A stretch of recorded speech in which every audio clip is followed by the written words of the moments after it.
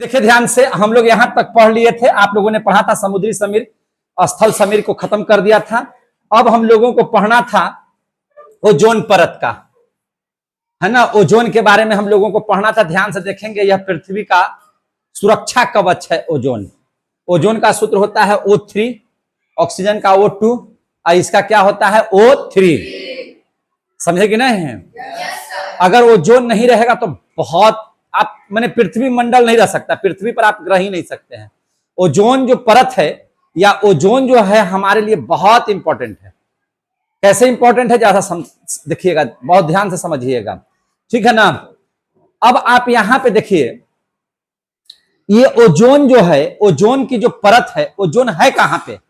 Ozone की जो परत है किस मंडल में है? तो आपको हम बता दें कि ओजोन की परत जो है वह समताप मंडल में है। किस मंडल में है? समताप मंडल में। किस मंडल में है? समताप मंडल में। समताप मंडल में। हम लोग किस मंडल में रहते हैं? क्षोभ मंडल में। किस मंडल में? क्षोभ मंडल में। समझे कि नहीं? जितना भी बारिश जितना भी होता है सब क्षोभ मंडल में ही होता है। बिजली का कड़कना वगैरह भी सब क्षोभ मंडल में होता है, ठीक है ना। एरोप्लेन जब उड़ता है तो क्षोभ मंडल को पार करके ही उड़ता है, इसलिए उसको बिजली कड़कने से कोई प्रभाव नहीं पड़ता है एरोप्लेन को। आगे देख लीजिए। अब देख लीजिए होता क्या है कि सूर्य से पराबैंगनी किरण निकलता है। बहुत सारी किरणें निकलती हैं सूर्य से, याद रखिएगा। देखिए पराबैंगनी किरण हम लोग नहीं देख सकते हैं। हम लोग देख सकते हैं किस किरण को? हम लोग किस कलर के किरण को देख सकते हैं? हम लोग देख सकते हैं बेजनियाह पिनाला को, है ना। किसको देख सकते हैं? बेजनियाह पिनाला को। बेजनियाह पिनाला का मतलब बै से बैगनी, जा से जामुनी, है ना, नी से नीला, आ से आसमानी, ह से हरा, है ना। बेजनियाह, पी से पीला, नी से नीला, ला से लाल। इसी किरण को देख सकते हैं। उस किरण को हम नहीं देख सकते हैं, पराबैंगनी किरण को। लेकिन पराबैंगनी किरणों को बहुत अच्छे से समझ जाता है ये ओजोन मंडल। कौन सा मंडल? ओजोन मंडल, है कि नहीं? सबसे पहले हम लोग जिस मंडल में है उसको क्षोभ मंडल बोलते हैं। उसके बाद जो है समताप मंडल है। जब किरणें वहां से आती हैं तो उन किरणों को रोक देती है कौन? ओजोन। अच्छा, ये किरणें अगर डायरेक्ट धरती पर आ जाए, ओजोन मंडल नहीं रहे और ये किरणें अगर धरती पर आ जाएंगी तब क्या होगा? समझे कि नहीं?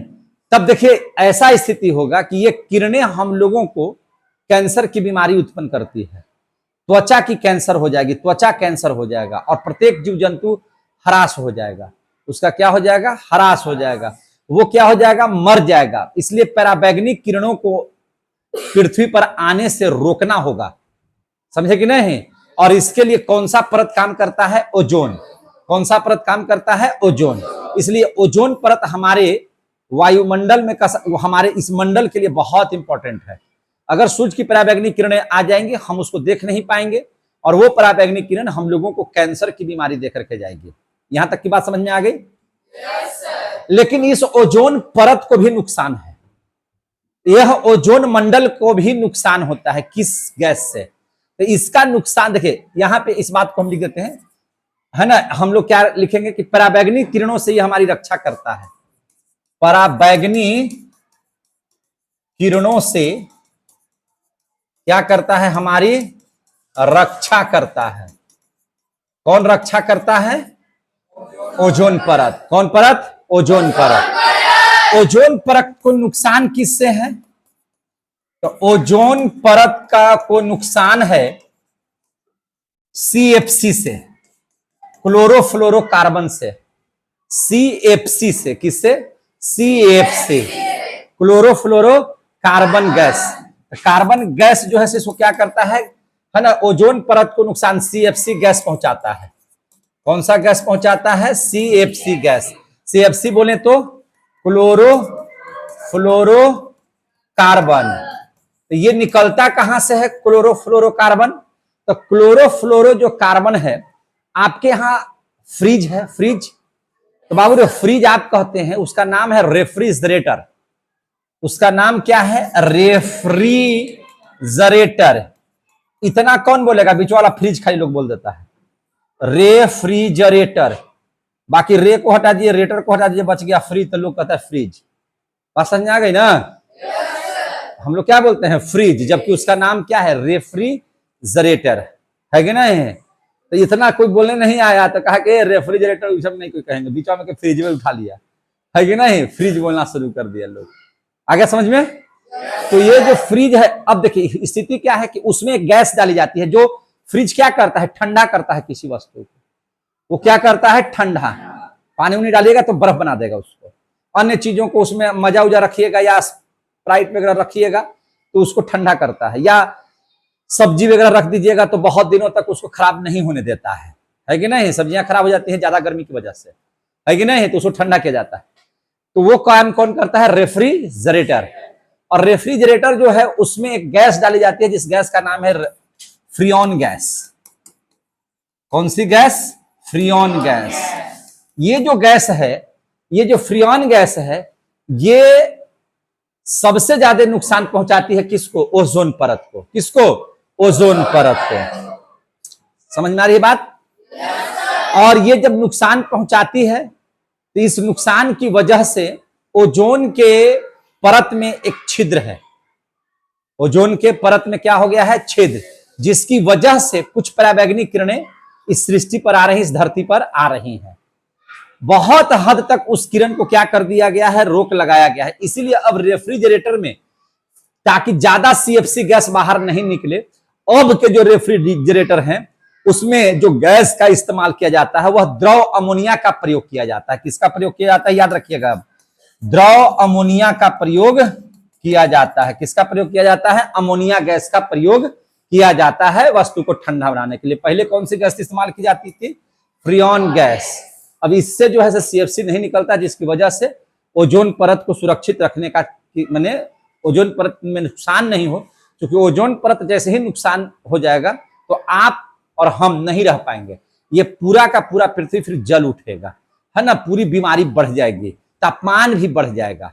बात समझ आ गई ना? सूर्य प्रकाश का मात्र 8% भाग इस पृथ्वी पर आती है, 100 नहीं आती है। 100 आती तो भस्म हो जाता, ये खत्म हो जाती पृथ्वी। तो आपने समझा किसके बारे में, ओजोन परत के बारे में। किसके बारे में समझ लिया, ओजोन परत। कुछ बातों को और समझ लीजिए ध्यान से। इसके बाद हमको इसमें पढ़ना क्या है, सो समझ लीजिए। इसके बाद इसमें हम पढ़ेंगे अगला जो टॉपिक है संघनन के बारे में, जो हम पढ़ाए थे इसके पहले वाला पदार्थ जब पढ़ा रहे थे तो उसमें संघनन की चर्चा किए थे। संघनन क्या है, तो भैया जितनी भी बारिशें आपके यहाँ होती हैं इसी की वजह से तो होती हैं। वायु जो है, ठंडी वायु जब गर्म होकर के ऊपर, क्योंकि जो वायु में पानी है वह वायु क्या है, ठंडी है, सीधी सी बात है। और वह ठंडी इसलिए है कि उसमें नमी है, पानी है। जब वह गर्म होगा तो कहां जाएगा, ऊपर। जब गर्म होगा तो कहां जाएगा, ऊपर। बात समझ आ रही है ना, वह कहां जाएगा, ऊपर। और जैसे ही वह ऊपर जाएगा तो वह संघनन के नियम का पालन करते हुए, चूंकि उसमें नमी है, ऊपर जाने का मतलब क्या हुआ, कोई भी ठंडा जो जलवाष्प है जब ऊपर जाएगा तो ऊपर जाने का मतलब क्या होगा, कब ऊपर जाएगा, जब वह गर्म होगा। और ऊपर जैसे ही जाएगा तो वह धीरे धीरे क्या होने लगेगा, ठंडा। और जैसे ही कोई जलवाष्प ठंडा होगा तो वह द्रव में परिवर्तित होगा। वह किस में परिवर्तित होगा, द्रव में। तो जब द्रव में परिवर्तित होगा तो वही पानी क्या हो जाएगा, बरस जाएगा। समझ में आ रही है बात ना? अरे भैया आप लोगों को हम पढ़ाए थे ना कि बारिश कैसे होती है। जब पृथ्वी, सूरज की किरणें आती हैं पृथ्वी पर, समुद्र पर, तो पृथ्वी गर्म हो जाती है। पृथ्वी जब गर्म होती है तो उसकी वायु उठ जाती है ना। निम्न दाब जैसे ही होता है तो वायु क्या हो जाता है, आसमान की ओर धर लेता है। आसमान में गया तब तक नीचे की वायु क्या हो गई, ठंड। जो समुद्र की वायु ठंडा है, जिसमें पानी है, वह नीचे भर जाता है खाली जगहों में। समझ में आ गई ना बात? अगर तेजी से गर्म होकर के हवाएं उड़ी तो तेजी से आएगा तो आंधी उंधी भी आ सकता है। और आंधी आने के बाद देखिएगा वायु ठंडा नजर आएगा। तो वो जो ठंडा वायु आता है तो वह ठंडा वायु भी तो कुछ देरी के बाद गर्म होगा ना। तो वह जब गर्म होगा तो कहां जाएगा, फिर आसमान में जाएगा। जब वह आसमान की ओर जाएगा तो वहां आसमान में जाने का मतलब क्या हुआ, वायु ठंडा होने लगा। जब पृथ्वी को छोड़ करके ऊपर गया तो क्या होने लगा, ठंडा। तो आप हमको बताइए ना कि जलवाष्प जो होते हैं, है ना, वैसे वायु जिसमें पानी है, जब वह ठंडा होगा तो द्रव बनेगा कि नहीं बनेगा। और जैसे ही वह द्रव बनेगा तो पानी हो जाएगा। पानी हो जाएगा तो वही पानी जो है आपका बरस जाता है, जिसको आप क्या कहते हैं, बारिश कहते हैं। पढ़ाए हैं ना। तो संघनन तो हम समझा दिए आप लोगों को, यही चीज तो संघनन है क्या।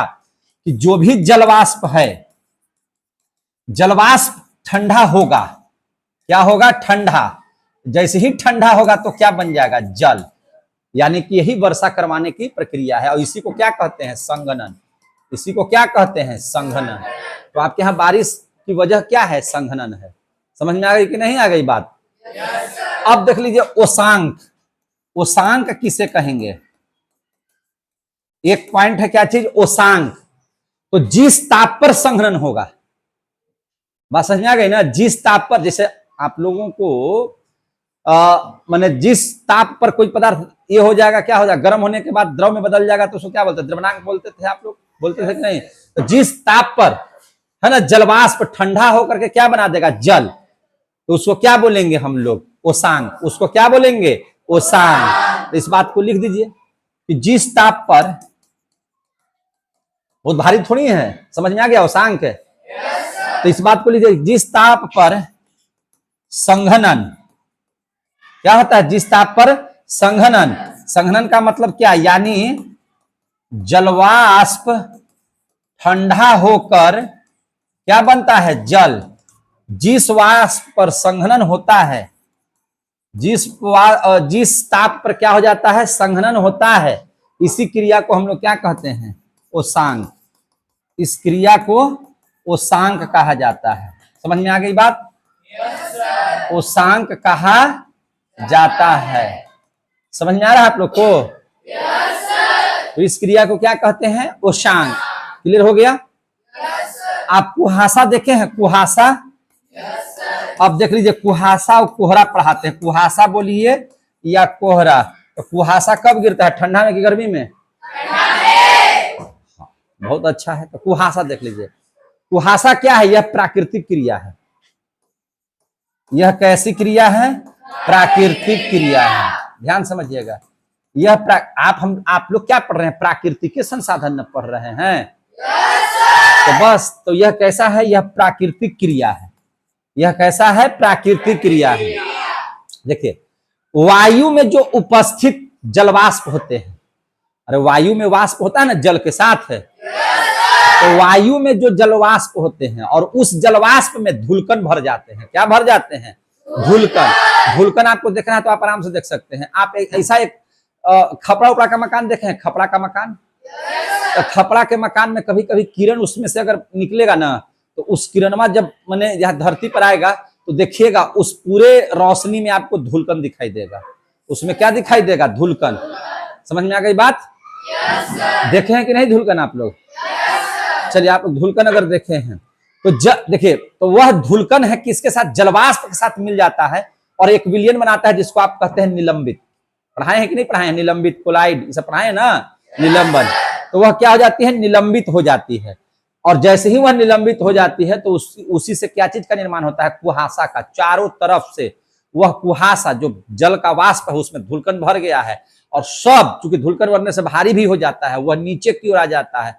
तो जब कुहासा बढ़ेगा ना, तो आपको सामने वाला चीज दिखाई नहीं देगा, पूरा अंधेरा हो जाएगा, है कि नहीं? पूरा क्या हो जाएगा? अंधेरा टाइप का हो जाएगा, लगता है धुआं धुआं हो गया है कि नहीं? कैसा हो जाएगा?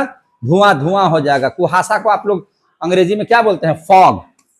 क्या कहते हैं? फॉग। वही भगवा जो नहीं सदिया भी हम स्टेज पर सब लोग फरवन उड़ाते आता है, वो सब क्या है? फॉग है ना, कुहासे ना है। वो फूल करके इतना बड़ा हो जाएगा, वैसे हाथ से कीजिएगा तो सब हट जाएगा। अरे नाके मुंह पर आ जाता है, तो ऐसे कर दीजिएगा तो हट जाएगा। तो क्या है? फॉग है, कुहासा है। वो क्या है? वो कुहासा है। तो आप लोग भी समझ में आ गए इस बात को? तो इस बात को समझ जाइए और लिख देते हैं हम। कैसे लिख देते हैं? तो यह प्राकृतिक क्रिया है। वायु में उपस्थित जलवाष्प में जब धूलकण, क्या चीज? धूलकण। वायु में उपस्थित जलवाष्प जब, है ना, वायु जलवाष्प धूलकण के साथ, एक मिनट, जब धूलकण के साथ निलंबित हो जाता है, निलंबित हो जाता है, उसे ही कुहासा बोलिए या कोहरा बोलिए। कोहरा कहते है ना? कहते हम लोग इसे बोलते हैं कुहा। हम लोग क्या बोलते हैं? कुहा। बड़ा कुहा गिरल है आज, एकदम कुछ लोग ये नहीं रहा है, वही कुहासा है। तो आप जाइए, जब उसमें निकलिएगा ना तो पानी टाइप के टप टप गिरते रहेगा, तो वह जलवाष्प है, वह कैसा है, जलवाष्प है, और उसमें धुलकन मिल गया है पूरा कस के, वही क्या बना दिया है, कुहासा। क्या बना दिया है, कुहासा। इतनी बातों को कितने बच्चे समझ गए, समझ में आ गई आप लोगों को। चलिए अब इसके बाद देखिए, अब इसके बाद देखिए ध्यान से, अब क्या देखिएगा, ये भी पढ़ लिए, ये भी पढ़ लिए, ये भी पढ़ लिए, ये भी पढ़ लिए। अब पढ़ लेते हैं धूमकेतु। क्या पढ़ लेते हैं, अच्छा धूमकेतु का धूम कोहरा, क्या कब पढ़ते हैं, धूम कोहरा। धूम कोहरा, धूम माने धुआं और कोहरा माने कुहासा, समझे कि नहीं। तो जब धुआं और कोहरा आपस में मिल जाए, जब धुआं और कोहरा आपस में मिल जाए, धुआं और कोहरा आपस में मिल जाए, आपस में मिल जाए, जब धुआं और कोहरा आपस में मिल जाए तो उसे ही धूम कोहरा या धूम कुहासा कहते हैं, धूम कोहरा कहते हैं, धूम कोहरा करते हैं। हम लोगों के यहाँ ज्यादातर धूमे कोहरा रहता है, धुआं के साथ। तो कोहरा है तो उसमें जलवाष्प भी मिला हुआ है, धुलकन भी मिला हुआ, और साथ साथ धुआं मिल जाए तो धुएं के ना करके आपको कोहरा नजर आता है। तो आपके यहाँ जो कुहा गिरता है कैसा, उसको क्या है, धूम कोहरा है, वो क्या है, धूम कोहरा है। समझ में आ गई बात। तो कितने बच्चों को कोहरा, धूम कोहरा, उषांक, संघनन है ना, ओजोन परत समझ में आ गया, इतने बच्चों को आ गया। चलिए अब मानसून पढ़ लीजिए। मानसून आपके यहाँ आता है तब ना बारिश होती है। आप देखिएगा कि आपके यहाँ मानसून कब आएगी, जब गर्मी के बाद जो महीना आएगा वह बरसात का होगा, है ना। और बरसात का महीना जब होगा तो बरसात कैसे होती है, मानसून की ही वजह से होती है। कोई दिक्कत है तो इसको पढ़ा दें, तो पढ़ा दें, आइए पढ़ा दें। बगले में मानसूनों कर लेते हैं, बगल में ही क्या कर लेते हैं, मानसून।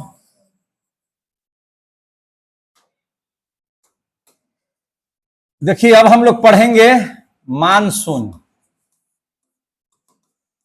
मानसून, है ना। बढ़िया से बैठो, ऐसा नहीं बैठो, सीधा बैठ जाइए, बढ़िया से बैठिए आप लोग। मानसून के बारे में पढ़िए, बहुत अच्छा चीज है, और सभी बातों को ध्यान से समझिए। बारिश कैसे हो जाती है, कहां से बारिश आपके यहाँ होती है, तो इसको ध्यान से समझिएगा। यह एक विशेष मौसम है भाई, समझे कि नहीं, यह एकदम खास मौसम है कि नहीं। और बरसात का दिन बहुत अच्छा है, बरसात के दिन आए, है कि नहीं। तो क्या होता है इसमें, देख लीजिए, यह एक विशेष मौसम में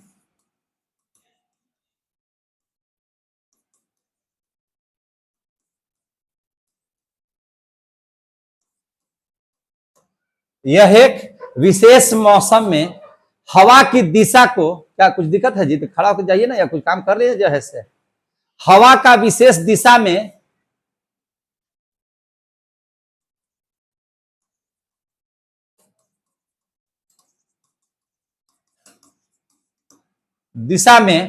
है ना, प्रवाह को मॉनसून कहते हैं। क्या कहते हैं, मॉनसून कहते हैं। यह एक विशेष मौसम में, आप देखिएगा मानसून का अलग मौसम होगा जब गर्मी के महीना के बाद, समझे कि नहीं।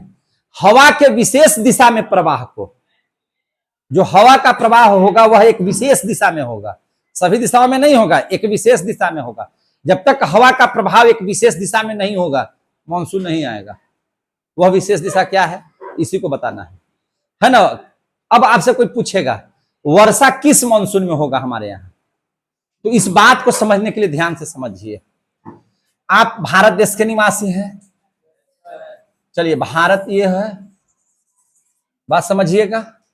बहुत दिन के बाद नक्शा बना रहे हैं, है कि नहीं। ये भारत देश है और इधर सभी जगह हिंद महासागर है। पहले बात समझिएगा ध्यान से, पूरे महासागर को कौन सा महासागर कहते हैं, हिंद महासागर। हिंद महासागर के इस हिस्सा को अरब सागर कहते हैं। बात समझिए, अपना भूगोल है, पढ़ाते ना रहिए। अब ढेर कहेगा क्या, अरे इधर वाले को हिंद महासागर कैसे बोले, अरे भैया ये अरबी सागर है, लेकिन हिंद महासागर के ना अरब सागर है ये। ई पट्टी हिंद अरब सागर है, पट्टी बंगाल की खाड़ी है, में अंतर का है। सबको सबको हिंद महासागर में कहेंगे? तो बेवकूफ अपने, तो हमको क्या कर रहे हैं? आगे बात समझ में हो? और इस सब महासागर क्या चीज से भरा हुआ? महासागर है ये, तो जल से भरा हुआ है, और कुछ बोलेगा? देखिए ध्यान से, तो इस भाग को क्या कहेंगे? अरब सागर। इसको लिखने की भी हमको जरूरत नहीं है, आप जानिए कि इसको क्या कहते हैं? हिंद महासागर। हिंद महासागर का एक पार्ट है इधर वाला अरब सागर, और इधर है बंगाल की खाड़ी, बंगाल की खाड़ी। इसलिए आप लोग बढ़िया से नॉलेज रखिए सब चीज का, नहीं तो आप भी कहिए कि ना सर का ये क्या कर रहे हैं। आगे समझ में? अब देखिए यहाँ पे क्या होता है, गर्मी के दिन होता है, तो गर्मी के दिन में क्या होती हैं? हवाएं। गर्मी के दिन में धरती तप जाती है बहुत ज्यादा। धरती क्या हो जाती है? तप जाती है। और जैसे ही धरती तपेगी, तो आप देखिए गर्मी के दिन में आंधी बंडोवा बहुत आएगा। सब बात को समझने का चीज है, सब रटने का चीज नहीं है। भगवान दिमाग दिए हैं तो मेरी बात सोचिए और इस फिगर को देखिए और समझ जाइएगा, और नहीं तो लिखते रहिएगा भर जिंदगी, तैयो समझ में नहीं आएगा। आप देखिएगा गर्मी के दिन में आंधी तूफान ज्यादा आता है, कारण क्या है? जैसे ही धरती धिकेगी मेरे भाई, तो जैसे ही धिकेगा तब तो धरती की हवा ऊपर भागेगा कि नहीं भागेगा? गर्म होने पर हवाएं ऊपर भागने लगती है, ये तो पता है। तो जब ऊपर में है आने लगेगा, हवाएं ऊपर में है आने लगेगी, तो नीचे की हवा खाली होगी कि नहीं होगी? और इधर की हवा धड़ाक से बढ़ेगी कि नहीं बढ़ेगी? जिस दिन धरती ज्यादा जलेगी, जिस दिन गर्मी ज्यादा होगी, उस दिन वायु बड़ी तेजी से ऊपर बढ़ेगा, और जितना तेजी से वह ऊपर जाएगा, उतना ही तेजी से इधर की हवाएं इधर आएंगी, और जितना तेजी से आएंगी उतना ही तेज हवा बहेगा। क्योंकि जैसे ही कोई जगह खाली हुआ, फटाक से उसमें दौड़ता है लोग बैठने के लिए। जैसे आप ही लोग कभी कभी सीट लूटने के लिए प्रार्थना में कैसे करते हैं आप लोग? पहले हम का है, अभी जगह खाली है, हम अहिजा बैठेंगे, इस फेरा में आप लोग तेजी से दौड़ के नाक मुंह तुड़वा लेते हैं। समझे कि नहीं? बस हवाएं भी जैसे ही धरती पर की हवाएं आसमान की ओर गई, और वह आसमान की ओर क्यों गई है? बहुत ज्यादा गर्मी होने की वजह से, गर्म हो जाने की वजह से। क्योंकि गर्मी में तो सूर्य का प्रकाश बहुत ज्यादा धरती पर पड़ता है, देखते हैं कितना ढीका हुआ रहता है धरती। समझ में आ रही है जो बात बोल रहे हैं? तो ये सब हवाएं उड़ने लगती हैं आसमान की ओर, और जितना भी जगह खाली होता है और जितना तेजी से हवा इसमें भरेगा, तो तेजी से हवा जाएगा तो आंधी नहीं आएगा। अरे आंधी किसे कहते हैं? वैसी हवा जो तेजी से बहती हो, उसी को आंधी कहा जाता है। बहुत तेजी से बह रहा है तो भैया ये कहते हैं कि तूफान आ गया। ये गलत बोले कि सही बोल रहे हैं? और वही हवा का स्पीड कम है, तो हवा है लेकिन तेजी से चल रहा है हो, लेकिन आंधी भी नहीं है वो। समझ में आ गई बात? अब देखिए होता है क्या, हवाओं की दिशा के बारे में हमने कहा था। जब भी ये धरती ऐसे होगी तो हवाएं ऐसे बहती हैं। देखिए ऐसे बह रही हैं, हवाएं ऐसे ही बहती है, ऐसे में नहीं बहने लगेगी, याद रखिएगा। इसीलिए लिखा हुआ है कि विशेष मौसम में हवा की विशेष दिशा। ये नहीं कि हवा कैसे बहेगा जी तो ऐसे में बहा देना, नहीं, इधर की ओर रहता है, याद रखिएगा। ऐसी हवाएं बहती हैं, देख रहे हैं ना, देख रहे हैं ना आप लोग? जब भी हवा बहेगा तो खाली जगह की ओर बढ़ेगा, और इधर से जैसी होगा तो इधर ही ना हवा जाएगा जी। बात समझ में आ गई? अब यहाँ की हवाएं उठ गई, यहाँ की हवाएं क्या हो गई?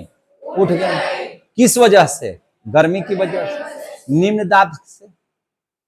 अब यहाँ की जो हवा है, जो अपने साथ जल लिए हुए है, क्योंकि इधर पानी वाला जगह है तो जल नहीं लेगा, जलवाष्पेन माने वहां का जो हवा होगा उसमें नमी होगी, ठंडा होगा वो हवा, और ठंडी हवाएं इस खाली जगह को क्या करेंगी? भरेंगी। इस खाली जगह को क्या करेंगे? भरेंगे। देख रहे हो आप लोग? इधर देख रहे हो कि नहीं देख रहे हो?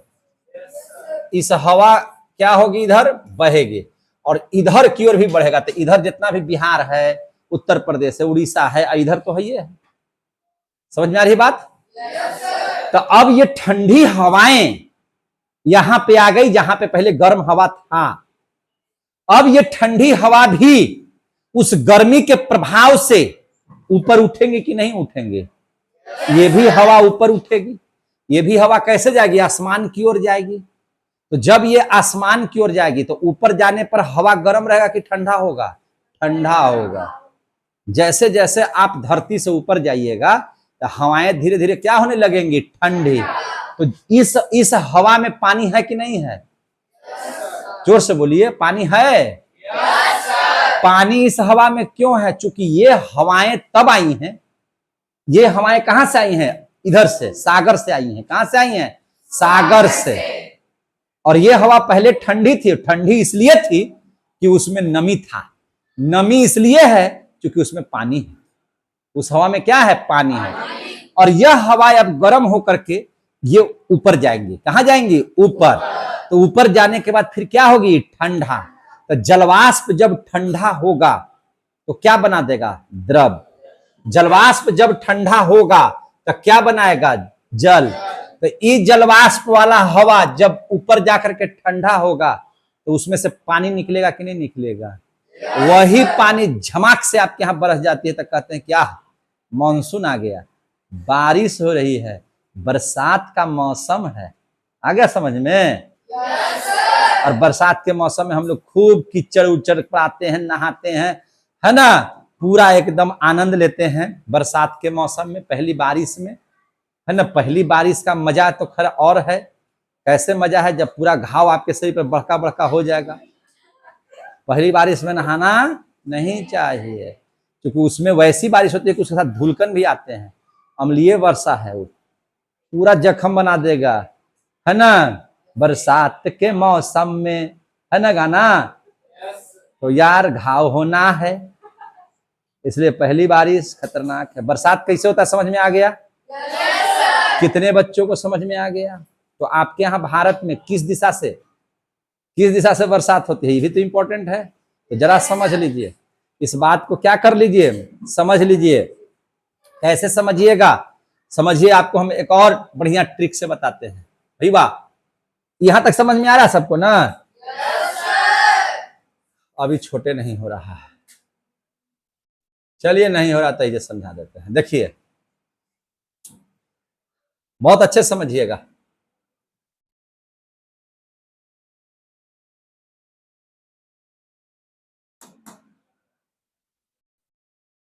देखिए, आपके यहां देखिए, ये ऊपर में है क्या चीज? उत्तर। इसको कहेंगे दक्षिण, इधर वाले को कहेंगे पश्चिम, इधर कहेंगे पूरब।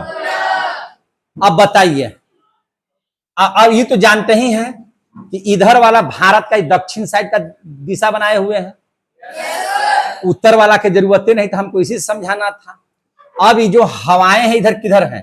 तो आप देखिएगा, इधर दक्षिण है, इधर जगह जो है से पश्चिम है। तो ये हो गया पश्चिम, ये हो गया दक्षिण। हवाओं को आपने देखा ऐसे बहते हुए, आप ऐसे ही ना देख रहे हैं बहते हुए?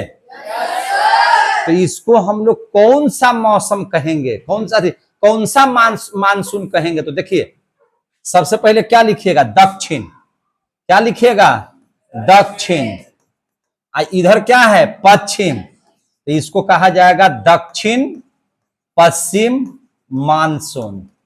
दक्षिण पश्चिम मानसून। आपके यहां जो बारिश होती है, जो मानसून होता है, वह किस मानसून से बारिश होती है? जोर से बोलो ना। दक्षिण पश्चिम मानसून से भारत में वर्षा होती है। इस समझ लिए कि रट लिए? समझ लिए? अब देखिए बहुत ध्यान से, कितना सुंदर बात आप लोगों को हम समझा रहे हैं। इस बात को कितने बच्चों को समझ में आ गया?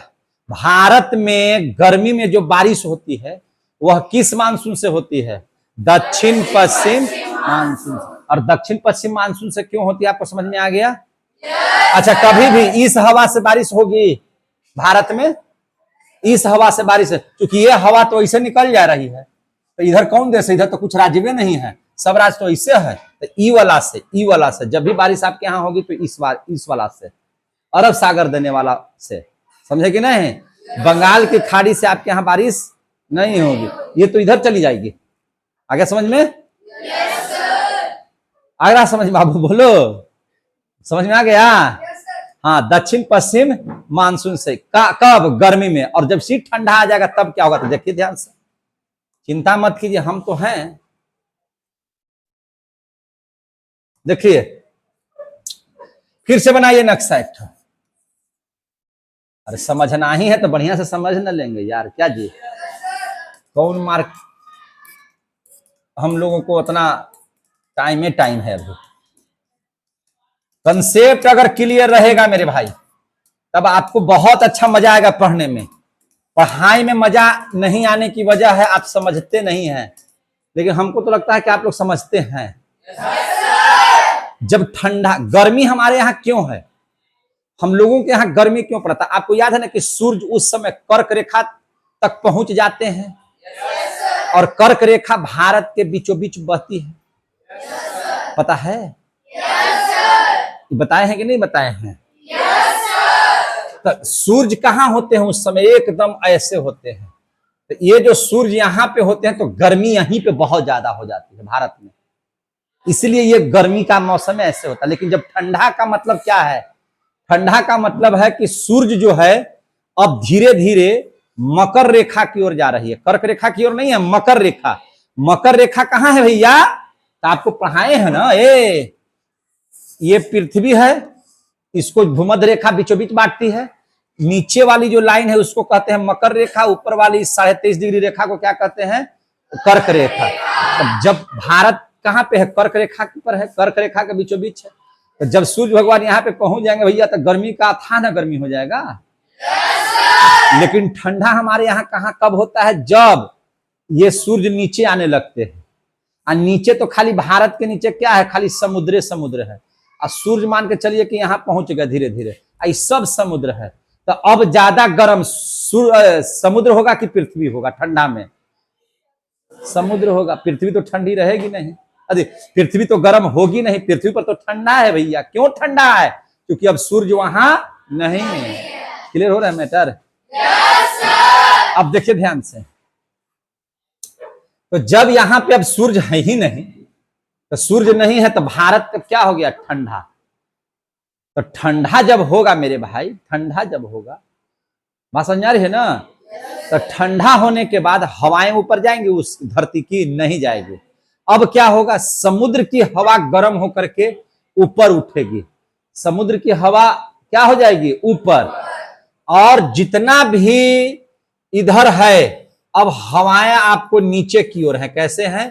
नीचे की ओर है, ऐसे। तो अब बताइए हम लोगों को, ये जो समुद्र का इधर से जो हवाएं ऐसे जा रही थी, गर्म होने के बाद, तो गर्म होने के बाद क्या होगा? गर्म होने के बाद ये जो समुद्र की हवाएं हैं, समुद्र की हवाएं ऊपर उठेंगी। क्या हो जाएंगी? समुद्र की हवाएं ऊपर उठेंगी।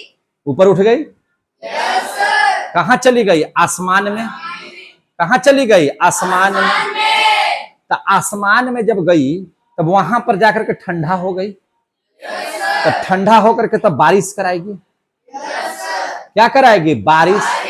और ठंडा में वायु, जब ये जो यहां से होगा और जब यहां पर वायु पहुंचेगा तो निश्चित है कि ये पानी इधर की ओर ऐसे लौटेगा, या हवा ऐसे लौटेगा? लौटेगा कि नहीं लौटेगा?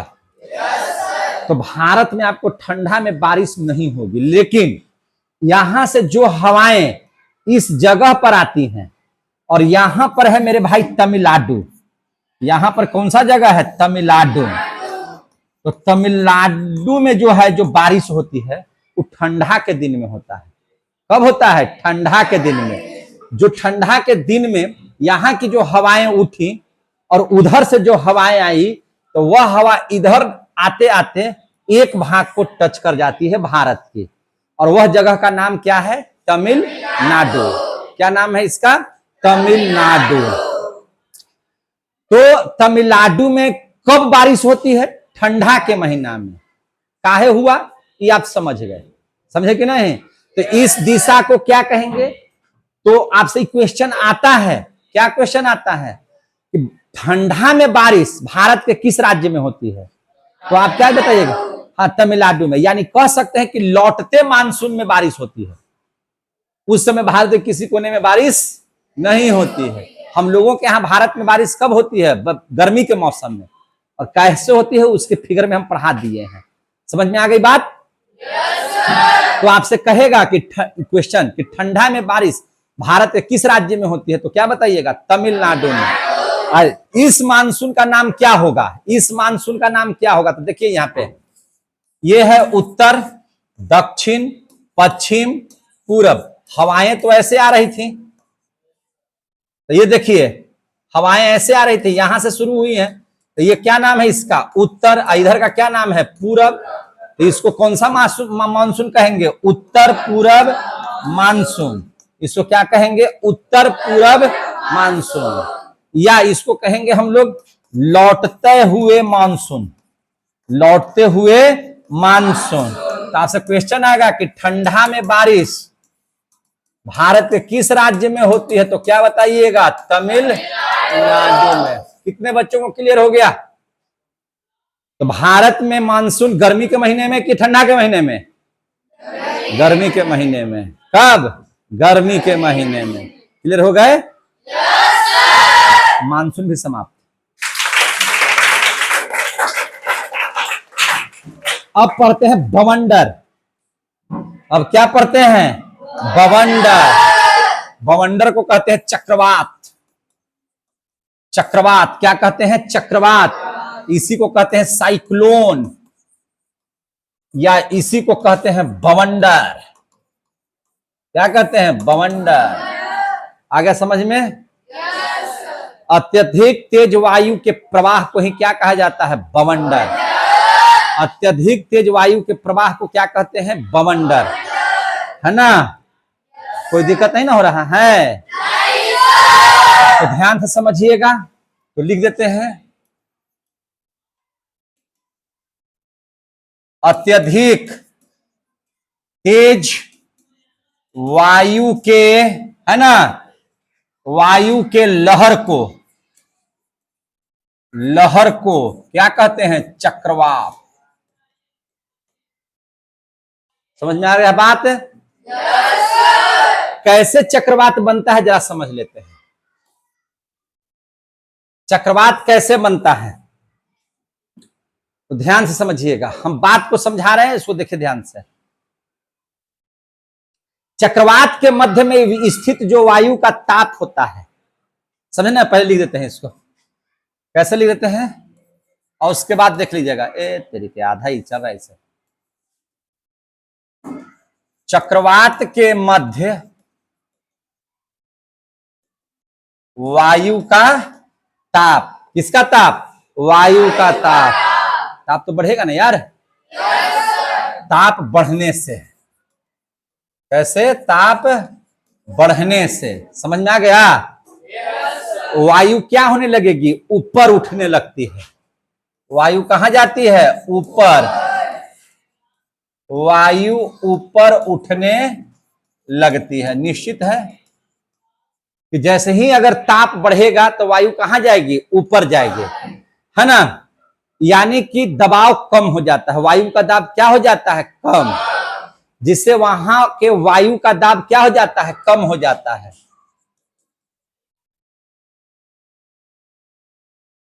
वहां वायु का दाब कम हो जाता है। क्या हो जाता है? कम हो जाता है। वायु का दाब कमने का मतलब क्या हो गया? हवाएं ऊपर चलने लगी, हवाएं उठ गई, तापमान बढ़ गया। और जैसे ही ताप बढ़ेगा वायु किधर जाएगा? आसमान की ओर। इसमें तो कहीं से कोई दो राय नहीं है ना? निम्न दाब के जो वायु के चारों ओर के जो वायु हैं, अब उस जगह को उच्च दाब वाले वायु जो हैं सब भरेंगे। उच्च दाब वाले वायु क्या करेंगे? भरेंगे। उच्च दाब वाले वायु किसको कहेंगे? जिस वायु में नमी होगी, यानी कि ठंडा वायु। कौन सा वायु? ठंडा वायु। तो इस बात को लीजिएगा। निम्न दाब के वायु, निम्न दाब के वायु। निम्न दाब के मतलब जिसका तापमान हाई हो, जिसका तापमान क्या हो, हाई हो, के चारों ओर, के चारों ओर उच्च दाब, है ना, उच्च दाब वाले वायु, कट नहीं ना रहा है जी, है, उच्च दाब वाले वायु, है ना, केंद्रीय क्षेत्र की विरलता को, केंद्रीय क्षेत्र की विरलता को, केंद्रीय क्षेत्र किसको कहेंगे, जहां की वायु गर्म होकर के उठ गई है, केंद्रीय क्षेत्र की विरलता को, विरलता को नहीं, विरलता के कारण कर दीजिए, एक मिनट, विरलता के कारण, विरलता के कारण उसकी ओर तेजी से प्रवाहित हो जाते हैं, उसकी ओर बहुत तेजी से कर देते हैं, बहुत तेजी से क्या हो जाते हैं, प्रवाहित, बहुत तेजी से प्रवाहित हो जाते हैं। कैसे प्रवाहित होते हैं, बहुत तेजी से प्रवाहित है, जिससे चक्रवात बनने लगता है, जिससे चक्रवात बनने लगता है। आगा समझ में भैया, गर्म जब हो जाएगा, ताप जब बढ़ेगा तो वायु का दाब निम्न हो जाएगा और वायु ऊपर उठ जाएगा, और उस वायु को जैसे ही ऊपर उठेगा तो नीचे वाला जगह खाली नहीं रहेगा, बस फटाक से जो उच्च दाब वाले वायु हैं, यानी कि जिस वायु में नमी है और पानी है ना, नमी है और हवा है, वह उसको भरेगी, और यह क्रिया इतनी तेजी से होगी कि वहां आंधी के जैसा माहौल हो जाएगा। कैसा माहौल हो जाएगा, आंधी, एकदम गोलाई से ऐसे ऐसे ऐसे ऐसे एकदम हवाएं उस स्थान को बढ़ेंगी, और इसी को क्या कहते हैं, चक्रवात। इसी को क्या कहते हैं, चक्रवात। इसी को क्या कहते हैं, बवंडर। इसी को क्या कहते हैं, बवंडर। इसीलिए आप देखिएगा जब वो हवा उठेगी तो माने प्रायः बारिश होना शुरू हो जाएगी। क्या होना शुरू हो जाएगी, बारिश, है कि नहीं। तो इस बात को भी हम लिख देते हैं, क्या लिख दें इसको, चक्रवात के साथ साथ साथ साथ प्रायः वर्षा भी शुरू हो जाती है या होने लगती है, होने लगते हैं। क्यों, है ना, होने लगते हैं। क्यों भाई, क्योंकि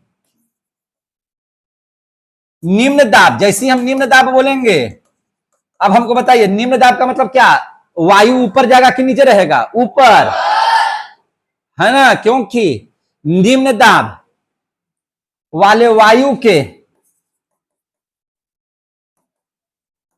है ना, निम्न दाब वाले वायु के धीरे धीरे, क्या चीज, धीरे धीरे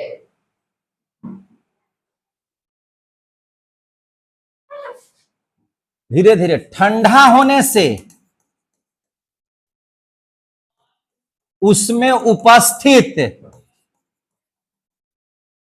जलवाष्प के कण क्या हो जाते हैं, संघनित होने लगते हैं। क्या होने लगते हैं, संघनित होने लगते हैं, संघनित होने लगते हैं, जिससे क्या हो जाती है, वर्षा, जिससे वर्षा होने लगती है। याद रखिएगा, बहुत आराम से आप समझ, वर्षा का तो एकदम आसानी से परिभाषा दीजिए ना आप भैया। वैसी हवाएं, वैसी ठंडी हवाएं जब धरती पर आती हैं और गर्म होकर के कहां जाने लगती हैं, आसमान में, और वहां जाकर के क्या हो जाती है, ठंडा।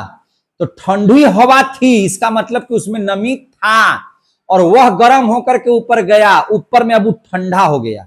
जैसे ही वह ठंडा होगा तो उसमें से द्रव निकलेगा, और इस प्रक्रिया को ही संघनन कहते हैं। तो यही तो बात लिखे हैं कि वह हवा क्या होता है, संघनित होने लगती है, और संघनित का मतलब है कि उसमें से पानी निकलना शुरू हो जाएगा, और पानी निकलेगा इसका मतलब कि वर्षा शुरू हो जाएगा। आ गया समझ में, खत्म हो गया चक्रवात।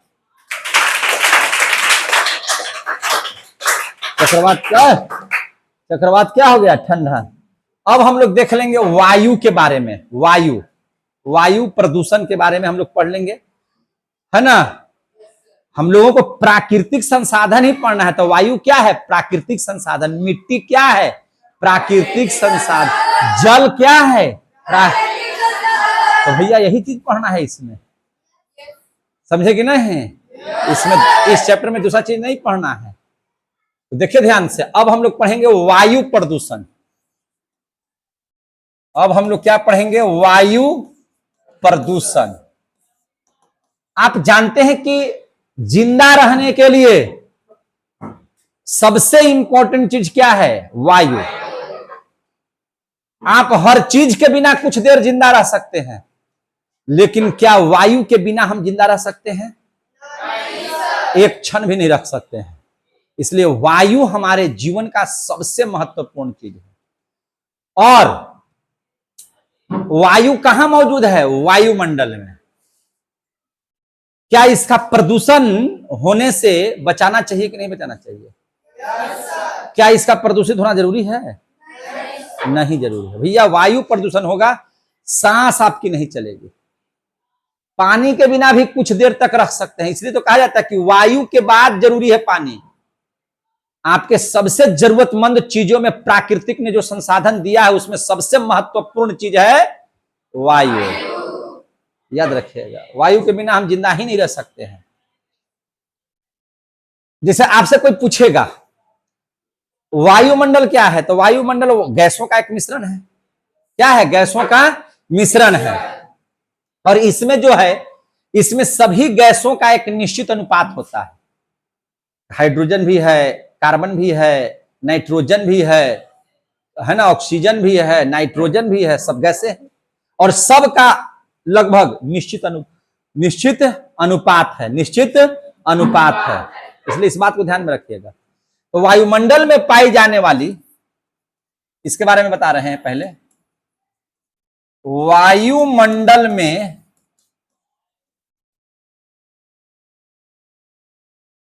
पाई जाने वाली, वायुमंडल में पाई जाने वाली गैसों का एक निश्चित, है ना, एक निश्चित मात्रा एवं अनुपात होती है। अनुपात होती है। ये तो हो गया क्लियर। वायुमंडल में पाई जाने वाली जो भी गैसें हैं, उनकी एक निश्चित मात्रा है। जैसे नाइट्रोजन 78% है, ऑक्सीजन 21%। पढ़ाए भी हैं। कहीं कोई डिस्टर्बेंस करेगा तो बोल दीजिएगा हमको धड़ाक से, ठीक है ना, ताकि आपके पढ़ाई पर कोई असर नहीं पड़े। वायुमंडल में पाई जाने वाली गैसों का एक निश्चित मात्रा एवं अनुपात होती है, इस बात में कोई डाउट नहीं है। अब इस बात को समझिए। दूसरी बात, इसमें दूसरी बातों को समझिए। वायुमंडलीय गैसों की निश्चित मात्रा एवं अनुपात में वृद्धि या कमी हो गई, तब वायु प्रदूषण आपका होगा। अगर इसमें छेड़छाड़ हुआ, भैया प्रदूषण का मतलब क्या चीज? अगर इसकी मात्रा निश्चित है और उसमें कोई एक और विशेष चीज आ गया, तो भैया वह क्या हो गया? गंदगी हो गई। वह अब पहले वाली बात नहीं रह गई। आ गया समझ में?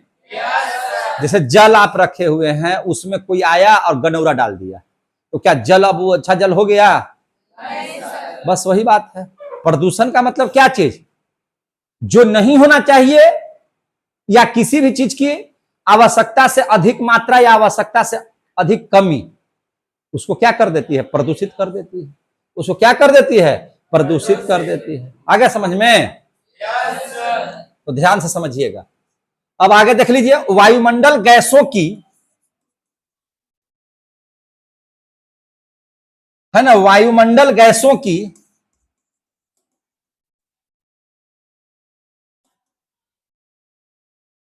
है ना निश्चित मात्रा एवं अनुपात में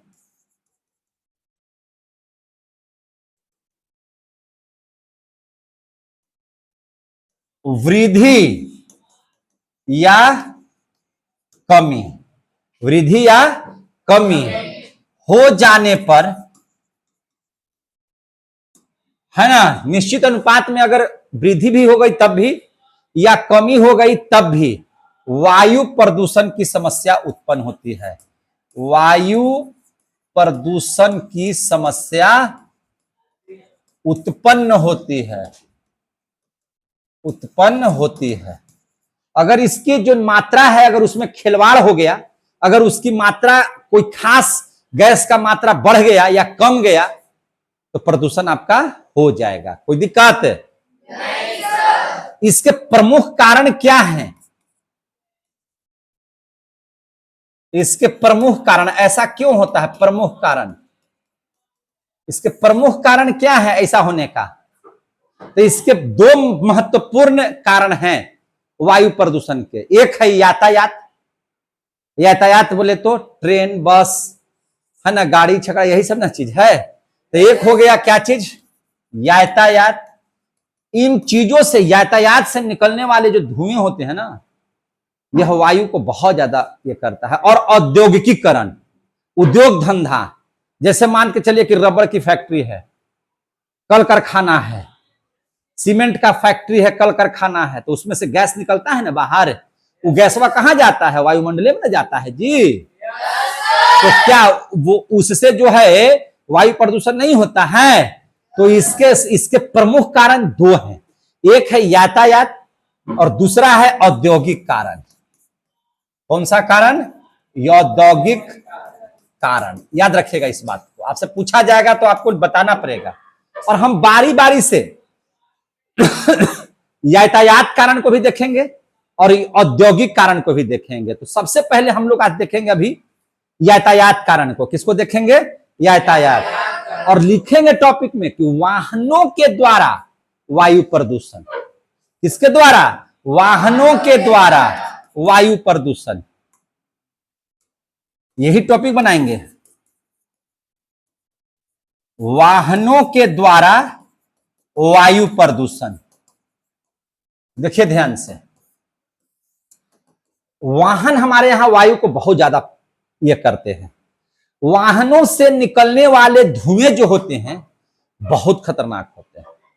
वाहन से जो धुआं निकलता है मेरे भाई, है ना, उनके जो धुएं वायुमंडल में जाते हैं बहुत ही घातक होते हैं। क्यों? चूंकि उनके धुएं में घातक रसायन पाए जाते हैं।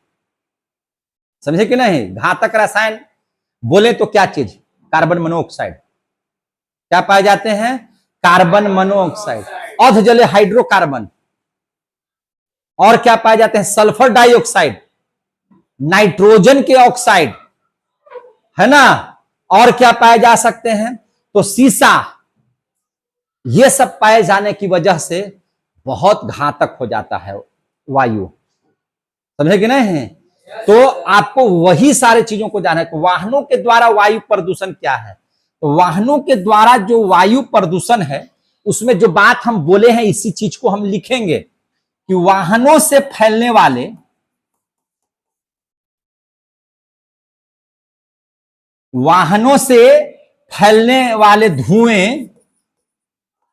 धुएं में घातक रसायन पाए जाते हैं। क्या पाए जाते हैं? घातक रसायन पाए जाते हैं। उस घातक रसायन में कौन कौन सी चीजें पाई जाती हैं मेरे भाई? Carbon monoxide. हम सूत्र भी लिख दे रही हैं, कार्बन मोनोऑक्साइड। और क्या पाए जाते हैं? अधजले हाइड्रोकार्बन, अधजले हाइड्रोकार्बन। और क्या पाया जाता है मेरे भाई? और क्या पाया जाता है? तो इसके साथ नाइट्रोजन के ऑक्साइड पाए जाते हैं। क्या पाए जाते हैं? नाइट्रोजन के ऑक्साइड। और क्या पाए जाते हैं? Sulphur dioxide, sulphur dioxide.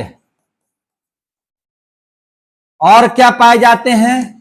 तो यहां तक कि हम बात बताते हैं सीसा, पीबी जिसको हम लोग बोलते हैं। क्या बोलते हैं? पीबी। ये मुख्य हैं। अन्य और चीज पाए जाते हैं। ये सब क्या है? मुख्य चीज है। अब होता क्या है सो समझ लीजिए। जब आप कार्बन मोनोऑक्साइड वायुमंडल में है और सांस के तौर पर वही लेते हैं। अरे भैया, जो वायुमंडल में रहेगा वही ना लीजिएगा। और वायु प्रदूषण में यही सब चीज तो है, तो सांस के तौर पर यही सब चीज तो लीजिएगा। और जैसे ही आप सांस के तौर पर इस चीज को ले लिए, कार्बन मोनोऑक्साइड को, तो वहां पर हीमोग्लोबिन हमारे ब्लड में बैठा हुआ है। कौन बैठा हुआ है? हीमोग्लोबिन। और जैसे ही हीमोग्लोबिन, जैसे ही आप ऑक्सीजन के तौर पर आप ले रहे हैं ऑक्सीजन, अब पहुंच जा रहा है ये सब। और एक खासियत और है कि वायुमंडल में अगर कार्बन डाइऑक्साइड मौजूद, कार्बन मोनोऑक्साइड है, तो बाबू रे सुन लीजिए, एकदम हम पढ़ाए होंगे श्वसन क्रिया में, हीमोग्लोबिन ऑक्सीजन को त्याग देगा और कार्बन मोनोऑक्साइड को पहले ले लेगा। जब आप सिगरेट वगैरह पीते हैं तो उसका धुआं में क्या पाया जाता है? Carbon monoxide. और कार्बन मोनोऑक्साइड जब धुएं को जब लीजिएगा शरीर के अंदर में, तो ऑक्सीजन को छोड़ देगा और कार्बन मोनोऑक्साइड को पूरा कोशिका तक पहुंचा देगा। ये कौन? हीमोग्लोबिन। समझ में आ रही है बात? अब ध्यान समझिए, जब कार्बन मोनोऑक्साइड जब आप लिए, तो अंदर में बैठा हुआ है ब्लड में क्या चीज? हीमोग्लोबिन। तो अब ये जो है जब रिएक्शन इसका करेगा, तो आपको मालूम होना चाहिए कि यह बना देता है कार्बोक्सी हीमोग्लोबिन। क्या बना देता है? कार्बोक्सी हीमोग्लोबिन बना देगा शरीर में। क्या बना देगा? Carboxy haemoglobin. समझ में आ गया बात है? और होगा क्या चीज? जैसे ही यह शरीर के अंदर में कार्बोक्सी हीमोग्लोबिन हो गया, अब आपका ब्लड के दौड़ने की शक्ति को कमजोर कर देगा, सांस लेने में आपका प्रॉब्लम हो जाएगा। यह सांस को ही बंद कर देता है, ऑक्सीजन को शरीर में आने ही नहीं देता है। और जैसे ही आप जानते हैं कि ऑक्सीजन शरीर में नहीं आएगा, तो आप बच पाइएगा। और कार्बोक्सी हीमोग्लोबिन क्या करता है? ऑक्सीजन को शरीर में आने नहीं देता है। होगा क्या चीज? आपको लगेगा कि एकदम चक्कर दे रहा है, उल्टी जैसा लगेगा। समझे कि नहीं? और अगर कहीं जो कार्बन मोनोऑक्साइड की मात्रा आपके शरीर में ज्यादा प्रवेश कर गई है, मरना निश्चित है। मरना निश्चित है, यहां तक कि आपकी मृत्यु भी हो सकती है। कोई दिक्कत नहीं सर, आप मरेंगे भी। तो कार्बन मोनोऑक्साइड इतना खतरनाक गैस है। जैसे ही कार्बोक्सी हीमोग्लोबिन आपके शरीर में बनेगा, तो क्या होगा? देखिए ध्यान से, तब क्या होगा? ध्यान से समझिएगा। रक्त में ऑक्सीजन को जाने से रोकेगा, जाने से रोक देगा। क्या हो जाएगा? जाने से रोक देगा। यानी क्या? ऑक्सीजन का अवशोषण नहीं हो पाएगा, यानी ऑक्सीजन का अवशोषण नहीं होगा, अवशोषण नहीं होगा। तब फिर आपको क्या लगेगा? ध्यान से समझिए, कितना खतरनाक है वायु प्रदूषण।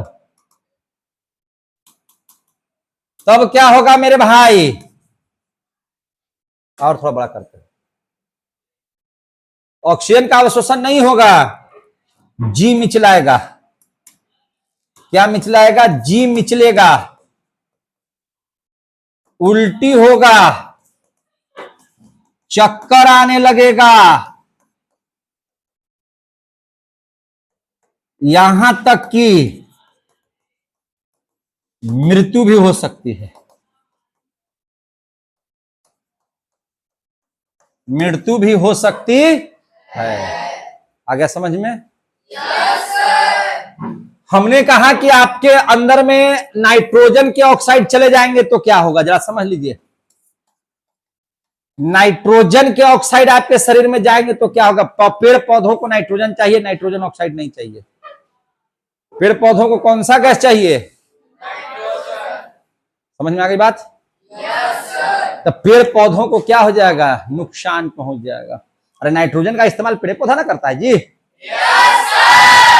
नाइट्रेट में बदलिएगा तो कोई दिक्कत नहीं, नाइट्रोजन ऑक्साइड में बदल जाएगा तो फिर घातक हो जाएगा। समझे कि नहीं? तो यह क्या हो जाएगा? यह क्या करेगा? पेड़ पौधों को नुकसान पहुंचाता है, पेड़ पौधों को नुकसान पहुंचाता है, नुकसान पहुंचाता है। आया समझ में? और अब देख लीजिए, आपको हम बताए तो हैं कि SO2 भी है यहाँ पे। क्या है? SO2, sulphur dioxide. समझेंगे नहीं? कहीं जो सल्फर डाइऑक्साइड आपके सांस के साथ अंदर चला गया तब क्या हो जाएगा? तब आपको दम्मा की बीमारी होगी। दम्मा क्या है? लगातार खांसते रहिएगा, ठीक है, नहीं होगा, हर बात करते हैं, दम्मा हो जाएगा। क्या हो जाएगा? दम्मा।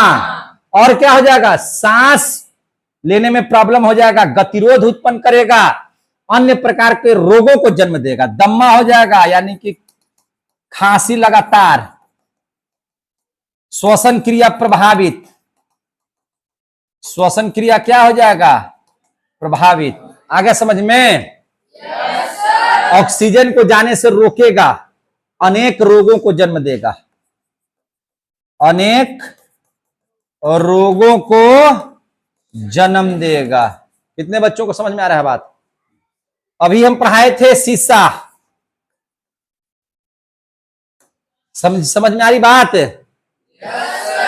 आप जब पेट्रोल लेने जाइएगा तो एक देता है शीशा युक्त पेट्रोल, एक है शीशा रहित पेट्रोल, समझे कि नहीं? थोड़ा सा शीशा रहित वाला थोड़ा ज्यादा कीमत में मिलेगा, ये वाला कम कीमत में मिल जाता है।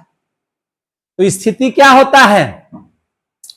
लेड की मात्रा अधिक होने से, जैसे अब मान लीजिए कि पेट्रोल में पेट्रोल डलवाए और उसमें शीशा वाला पेट्रोल ले लिए है, तो उसका हवा बन करके उड़ेगा ना जी, उसका गैस निकलता है ना, उसमें से धुआं निकलता है ना, मोटरसाइकिल वगैरह से, पेट्रोल वाले गाड़ियों से, डीजल वाले गाड़ियों से निकलता है कि नहीं निकलता है? तो वो लेडवा जो है कहां जाता है? वायुमंडल में ना जाता है, वायु के साथ ही ना मिश्रित हो जाता है। तब क्या होगा? देखिए ध्यान से, लेड की मात्रा जब ज्यादा होगा, लेड की मात्रा जब वायुमंडल में ज्यादा होगा, वायु में अधिक हो जाता है, वायु में अधिक हो जाता है, तब क्या होता है? ध्यान समझिएगा, जब लेड की मात्रा ज्यादा हो जाएगा तब आपको समझ लीजिए क्या हो जाएगा इससे? रक्त का प्रवाह, मस्तिष्क में दर्द, साथ ही आपका प्रजनन करने की शक्ति छिन्न हो जाएगी। समझ में आ गई बात? सब घातक प्रभाव पड़ेगा उस पर। किस किस चीज पर? मस्तिष्क पर। मस्तिष्क है ना, प्रजनन करने में, रक्त प्रवाह होने में, ईटीसी में, है ना, असर होगा, असर होगा, है ना, और इनको क्षति पहुंचाएगा, और इनको क्या करेगा? क्षति पहुंचाएगा। इनको क्या करेगा? क्षति पहुंचाएगा। आ गया समझ में? ये वायु, वाहनों के द्वारा जो वायु प्रदूषण हो रहा है, हम उस पर बात किए हैं। जो गाड़ियों से जो धुएं निकलते हैं, उनसे होने वाले नुकसान को बताए हैं। अभी तो बहुत सारे कल कारखाना से निकलेगा धुआं, उसमें से भी यही सब बाहर निकलता है, जो है ना, देखते हैं कितना धुआं बाहर निकलता है। ये तो हम लोगों के यहाँ एक औरंगाबाद में सीमेंट फैक्ट्री है, सो पूरा तबाह किए हुए। क्या जी? अब इसको वायु प्रदूषण को नियंत्रण कैसे करेंगे, जरा इसके बारे में पढ़ लेते हैं। आखिर इसको नियंत्रण होना चाहिए कि नहीं होना चाहिए? तो नियंत्रण के उपाय कौन कौन से उपाय करें नियंत्रण का? इसका नियंत्रण का उपाय कैसे होगा भैया? तो हाँ, नियंत्रित किया जा सकता है। कैसे? देखिए देखिए, पहला,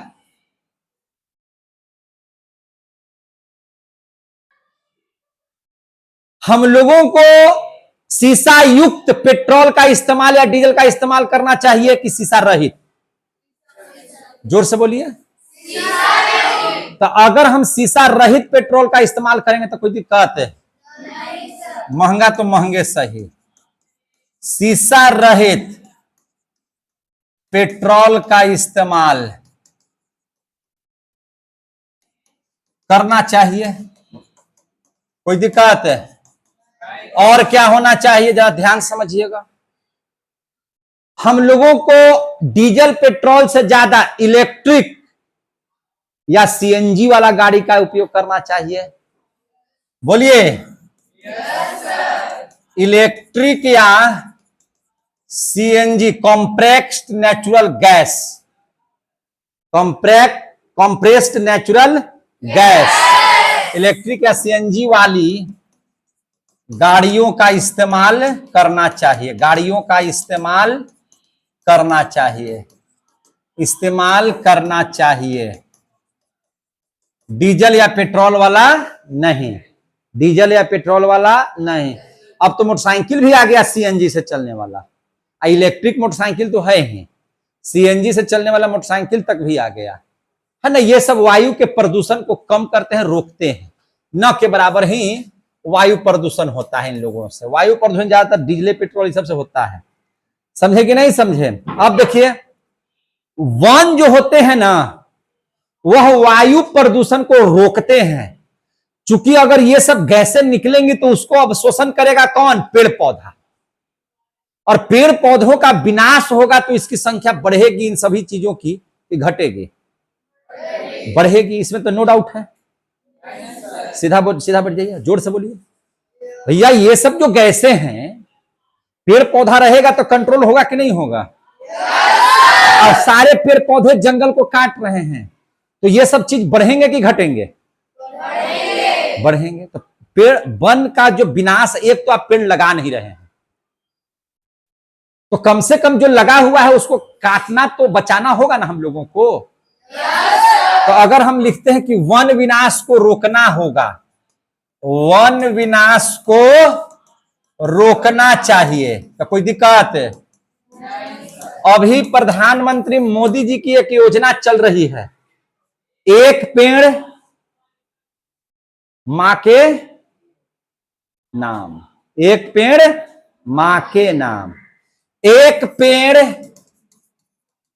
मां के नाम का समर्थन होना चाहिए कि नहीं होना चाहिए? एक पेड़ मां के नाम का समर्थन होना चाहिए कि नहीं होना चाहिए? होना चाहिए ना। वन विनाश तो रोकना ही है, और कम से कम एक अपनी मां के लिए एक पेड़ लगाना जरूरी है, अपनी मां के नाम पे, है कि नहीं? इससे क्या होगा? अगर प्रत्येक लोग पेड़ लगा देगा अपनी मां के नाम पर, तो सोचे कितना पेड़ हो जाएगा, तो हरियाली आएगी कि नहीं आएगी? तो इससे वायु प्रदूषण रुकेगा कि नहीं रुकेगा? ये सब, ये जो भी पढ़ रहे थे, वाहनों से होने वाले वायु प्रदूषण थे।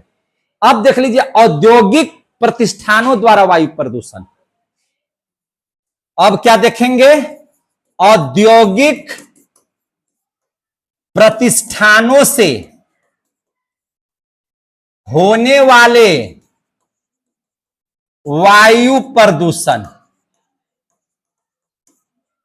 औद्योगिक प्रतिष्ठानों से भी है ना, क्या इतना हो गया? चलिए ठीक है। औद्योगिक प्रतिष्ठानों से होने वाले प्रदूषण। औद्योगिक बोले तो भैया चिमनी से, थर्मल पावर स्टेशन से, तेल शोधक कारखानों से, है ना, कोयला खदानों से, पेट्रोलियम इत्यादि से जो निकलने वाले धुएं हैं वो वायु को प्रदूषित न करेंगे जी। वायुमंडल में पहुंचेगा तो प्रदूषण नहीं बढ़ेगा यार। चिमनी से निकलने वाले धुएं,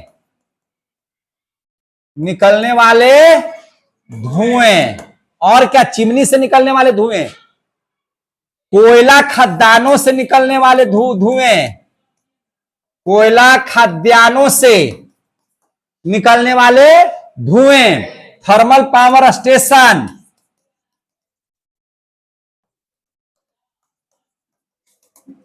समझ में आ रहा है? तेल शोधक कारखाने, तेल शोधक कारखाने, है ना, पेट्रोलियम इत्यादि से,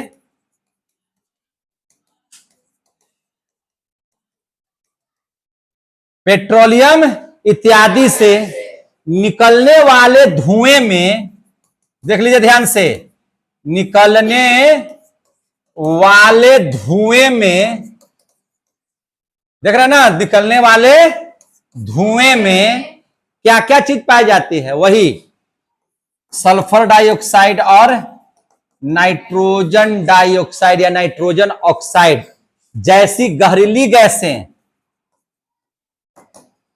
जहरीली गैसें, है ना, जहरीली गैसें जो धुएं के रूप में वायुमंडल में पहुंचती है, वायुमंडल में पहुंचती है, वायु को क्या करती है? प्रदूषित करती है। वायु को क्या करती है? प्रदूषित। आपको बताते हैं सल्फर डाइऑक्साइड, जब आप सांस लीजिएगा, ऑक्सीजन लीजिएगा, सल्फर डाइऑक्साइड भी आपके शरीर में जाएगा तो सल्फर ट्राइऑक्साइड बना देगा, SO3। क्या बना देगा? Sulphur trioxide. पानी उनी अगर पी लीजिएगा साथ ही तब बना देगा अम्ल H2SO4। तो जब सल्फर ट्राइऑक्साइड, एक तो वायुमंडल में क्या है? SO3 हो गया, और साथे साथे पानी अगर पड़ा तो पानी के साथ SO3 मिलेगा तो क्या बना देगा? सल्फ्यूरिक अम्ल। क्या बना देगा? सल्फ्यूरिक अम्ल का निर्माण करेगा। क्या बना देगा? सल्फ्यूरिक अम्ल। तो यही जब वर्षा होगी तो इसको हम लोग कहते हैं अम्लीय वर्षा। हम लोग क्या बोलते हैं इसको? अम्लीय वर्षा। तो पहली जो बरसात होगी वह बरसात अम्लीय वर्षा होगी। इसलिए हम लोगों को पहली बारिश में नहीं नहाना चाहिए, यही पानी के रूप में गिरता है और जब शरीर पर पड़ेगा तो आपको जख्म उत्पन्न करेगा। क्या उत्पन्न करेगा? जख्म। तो पहली बरसात में धुलकन होते हैं, धुलकन के तौर पर गंदी हवा SO3 और उसमें मिल गया जल, क्या बना दिया? H2SO4। शरीर पर जाएगा तो फोका हो जाएगा, जख्म हो जाएगा, और इसी चीज को कहते हैं अम्लीय वर्षा। इसको क्या कहते हैं? अम्ल वर्षा। तो अगर आपसे कोई कहेगा कि अम्ल वर्षा किसे कहते हैं, कोई आपसे पूछेगा कि अम्ल वर्षा, इस टॉपिक को समाप्त करेंगे तभी छोड़ेंगे, अभी नहीं छोड़ेंगे, है ना। इसको हम लोग क्या बोलेंगे? अम्ल वर्षा। तो अम्ल वर्षा किसे कहेंगे? जब अम्ल के साथ वर्षा होती है और वह वर्षा जब जमीन पर गिरती है तो उस वर्षा को हम लोग क्या कहते हैं? अम्ल वर्षा। तो जब अम्ल वर्षा के जल के साथ, वर्षा के जल के साथ जमीन पर गिरती है, जमीन पर गिरती है तो उसे क्या कहते हैं? अम्ल वर्षा। अम्ल वर्षा। एकदम ध्यान दो, इधर छोड़ियो अभी, इधर कहीं में ध्यान लगाइए। उसे हम लोग क्या कहते हैं? अम्ल वर्षा। समझ में आ गई बात? और अम्ल वर्षा के तौर पर क्या गिरता है? H2SO। क्या नाम है इसका? सल्फ्यूरिक। तो अब देख लेंगे कि अम्ल वर्षा के क्या प्रभाव हैं। अब हम लोग पढ़ेंगे अम्ल वर्षा के प्रभाव। अम्ल वर्षा के प्रभाव अब हम लोग देख लेंगे। अम्ल वर्षा के प्रभाव अभी है ना, लाल में नहीं ना है, अभी है ना बैटरी। अच्छा, अम्ल वर्षा के प्रभाव। तो देखिए अम्ल वर्षा क्या करता है? जल के प्रदूषण को बढ़ाता है। किसके प्रदूषण को बढ़ाता है? जल प्रदूषण को। जल प्रदूषण को बढ़ाता है। क्या करता है? इसका प्रभाव क्या है? तो जल प्रदूषण को क्या करता है? बढ़ाता है। यानी कि जलीय जंतु क्या होने लगेंगे? नष्ट हो जाएंगे। जिससे जलीय जंतु नष्ट होने लगता है। जलीय जंतु नष्ट होने लगता है। जलीय जंतु क्या होने लगता है? नष्ट होने लगता है। दूसरा, अम्ल वर्षा होगी तो ये मिट्टी को नुकसान देगा। किसको नुकसान देगा? मिट्टी को। मिट्टी को क्या करेगा? मिट्टी की अम्लीयता बढ़ जाएगी। क्योंकि अम्ल है तो मिट्टी में अम्ल बढ़ेगा। मिट्टी की अम्लीयता को बढ़ा देगा। अम्लीयता को क्या कर देगा? बढ़ा देगा। जिससे फसलों के उत्पादन कम हो जाएंगे, फसलों के उत्पादन क्या हो जाएंगे, नष्ट हो जाएंगे, नष्ट हो जाएंगे, जिससे फसलों के उत्पादन क्या हो जाएंगे, नष्ट हो जाएंगे।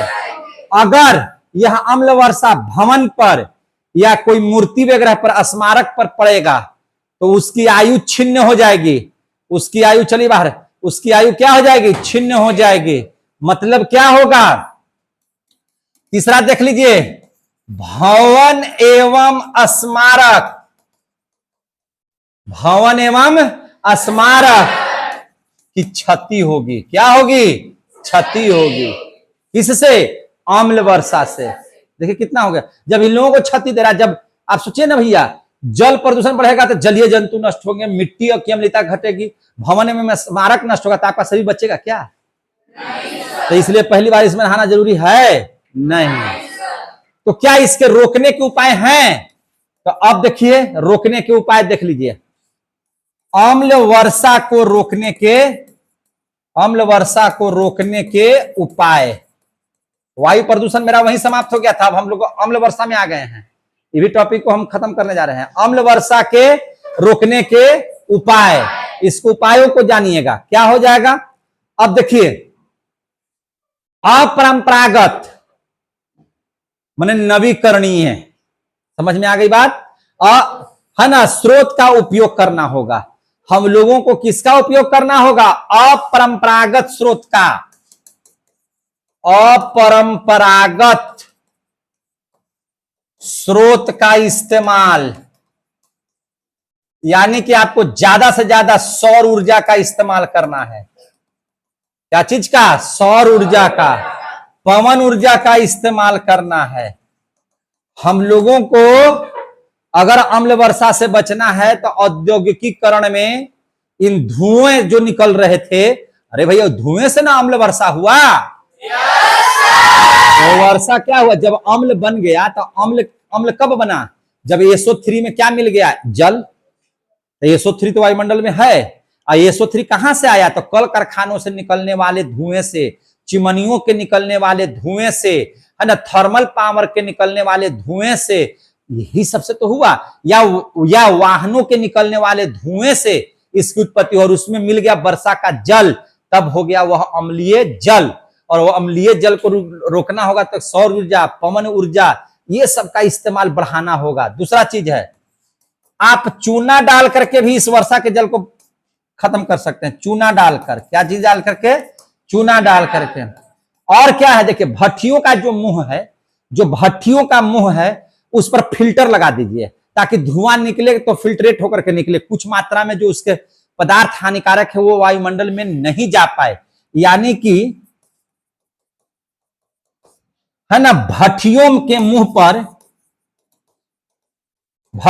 मुंह पर फिल्टर लगा करके, क्या करके, फिल्टर लगा करके। और क्या हो सकता है, चिमनी जहां है ना, चिमनी जहां है वहां पर कोलाइडल टैंक बनाए जाने पर, चिमनी जहां है वहां कोलाइडल टैंक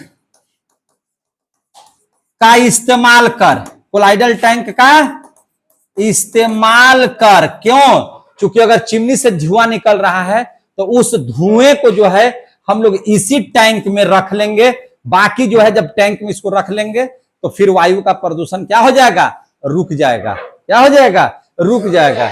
और इस तरह से हम लोग इसके प्रभाव को, है ना, इसके रोकने के उपाय को लागू कर सकते हैं। कोई दिक्कत नहीं सर। तो जल पर यहां पे वायु प्रदूषण भी समाप्त और अम्ल वर्षा का भी दोनों चीज समाप्त हो गया।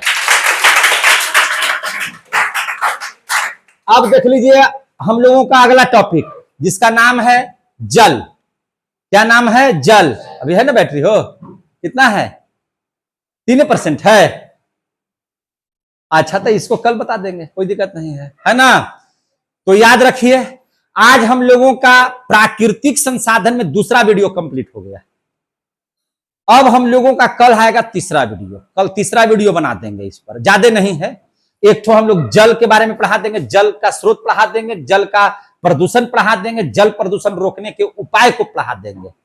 समझ में आ गई बात? ये एक बैच में पढ़ाई हुई थी, इसको हम रखे हुए हैं, समझे कि नहीं? तो इसको पढ़ा देंगे। उसके बाद मिट्टी के बारे में पढ़ा देंगे, और मिट्टी के बाद आपको कार्बन चक्र, जल चक्र, नाइट्रोजन चक्र के बारे में पढ़ा देंगे। तो ये चैप्टर समाप्त, यानी कि 3 वीडियो में समाप्त हो जाएंगे आपके प्राकृतिक संसाधन। पहला वीडियो तो आप लोगों ने पढ़ लिया था, आज आप लोगों ने पढ़ लिया दूसरा वीडियो, कल बना देंगे हम तीसरा वीडियो, तो आपका प्राकृतिक संसाधन समाप्त हो जाएगा। क्योंकि इसमें ज्योग्राफी ज्यादा हो गया है, केमिस्ट्री से ज्यादा ज्योग्राफी हो गया, जिसकी वजह से समय ज्यादा ले रहा है। तो कम है चैप्टर में, 3-4 पन्ना में है, लेकिन हमको थोड़ा समझाने में समय लग जाता है, ठीक है ना? तो इस तरह से आप लोगों का ये चैप्टर करें। आज का प्राकृतिक संसाधन का दूसरा पार्ट समाप्त हुआ है, एक पार्ट और बनाएंगे, तीसरा पार्ट समय रहेगा तो। तब तक के लिए हम लोग अब कल के क्लास में मिलेंगे, तब तक के लिए जय हिंद, जय भारत।